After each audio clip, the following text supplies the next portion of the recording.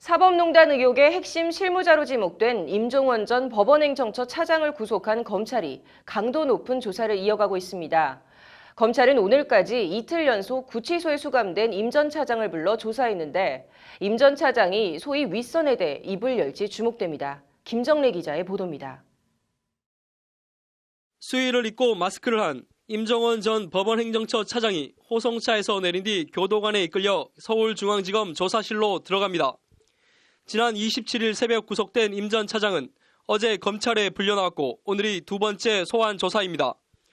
검찰은 임 전 차장을 상대로 30개에 이르는 혐의에 양승태 전 대법원장 등 전직 사법부 최고위 인사들이 관여했는지 집중적으로 캐물었습니다.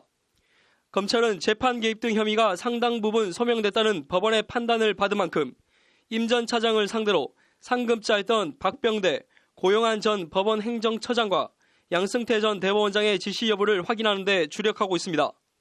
검찰은 임 전 차장 구속 영장에 대해 양승태 전 대법원장 등을 공범으로 적시했습니다. 그러나 임 전 차장은 자신의 구속이 정치적 편파 수사라며 진술을 거부하는 등 검찰 조사에 반발하고 있는 것으로 알려졌습니다. 임 전 차장의 변호인 황정근 변호사는 임 전 차장이 구속된 후 SNS에 법리보다 정치적 고려가 우선된 부당한 구속이라며 검찰 수사에 일체 협조할 수 없다는 글을 올렸습니다.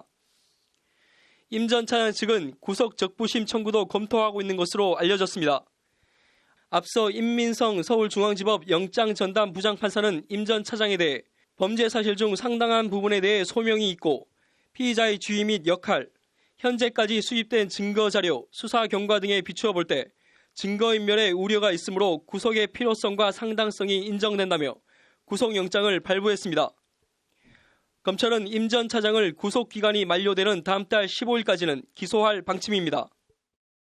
임종원 전 법원행정처 차장 조사 경과에 따라 검찰 수사는 곧바로 양승태 전 대법원장 등 전직 최고위 법관들에게 향할 것으로 보입니다. 특별재판부 설치 논란과 함께 사법농단 의혹 수사의 귀추가 주목됩니다. 법률방송 김정래입니다.